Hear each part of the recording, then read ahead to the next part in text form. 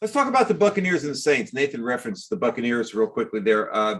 The Saints beat the Buccaneers twice last year, opening day, and then beat them rather resoundingly midseason.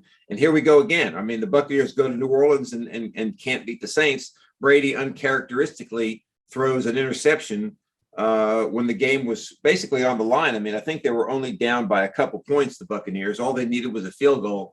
He had plenty of time to engineer one of his patented drives, and they threw a pick, which Nathan and I were watching it, and Troy Aikman kind of said, the safety was deep, and he had made it. He was coming up, and so forth and so on. Yeah, Troy Aikman gave it. If you look at it, it's like has Brady. I say that, but Troy Aikman gave an interesting insight, and it's always good to hear this from people like Aikman who are not just playing the NFL, but were great players. Aikman was saying, well, it's tough to tell kind of the depth of that. Like it's tough to tell if he's driving on that real hard, right? Or if the receiver's going to cross his face, and right. you can fit the ball in before he gets to him. So after I was like, that makes sense. I guess you can't really tell how hard he's driving like that. He thought he was going to be able to fit it across his face. There, the receivers coming through. It just didn't happen. But either way, they gave up 38 points. Well, we'll take one of those away because after the session, but they did give up almost 30 points to the Saints. And is this just a case of, hey, the Saints have the Buccaneers number, or is it possible that the Buccaneers could hit a little bit of a tough stretch here?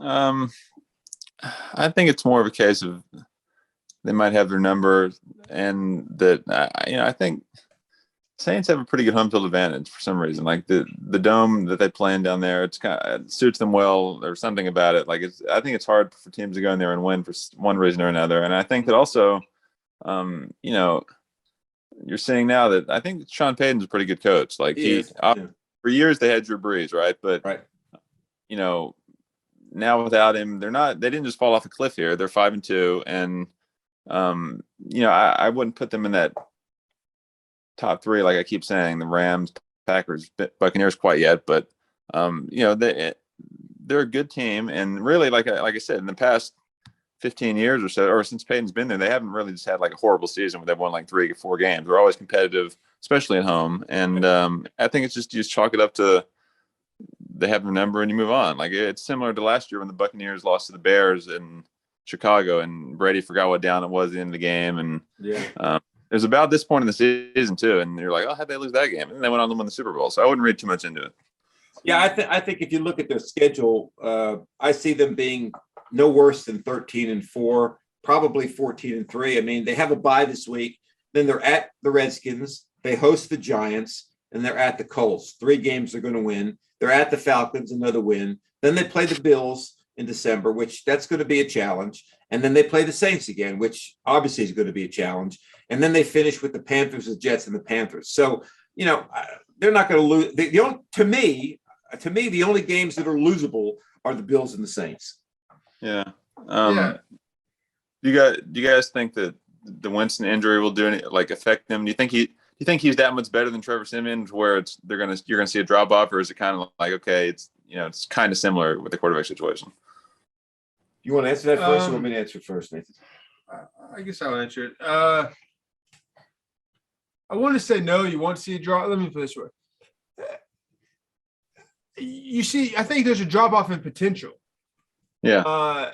Jameis Winston has a much higher upside, much more potential than Siemian. Right. But I think he rarely reaches that potential. So if you look at what he would actually produce for you, I don't think you have much of a drop off. Right. But if you look at what he possibly could produce, you do have a drop off.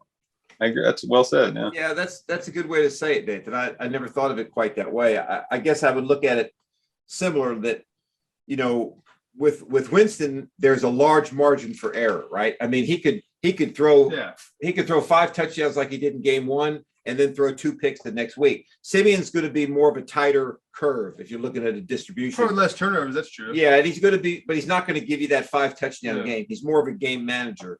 But going back to what Joseph said, I think Sean Payton is a good enough coach where he will make sure that Trevor Siemian is put in situations where he can be successful. And I think the Saints, I think they're going to be fine. I mean, I don't see them really suffering all that much from it. Yeah, and just that was a good analogy to the Bears game last year, where they had a loss at this point in the season, something kind of uncharacteristic from Brady that we saw. But really, this season's going just like last year for the Bucs. Really, I mean, the Saints are beating them. If this was anybody else other than the Saints, I might have kind of maybe turn my head a little more and be like, oh, what was that? But it's something about the Saints. I guess they just have the Buccaneers number. I don't know. I'm not worried about the Buccaneers. No, I'm not either. And on the Saints side, the same thing goes for the Saints on the flip side. I don't think that much more highly the Saints because they have the Buccaneers number. Right. Well, the Saints, I think if you let's look at the Saints schedule real quick here, kind of get an idea of what they've got left. Well, if it'll come up for me here.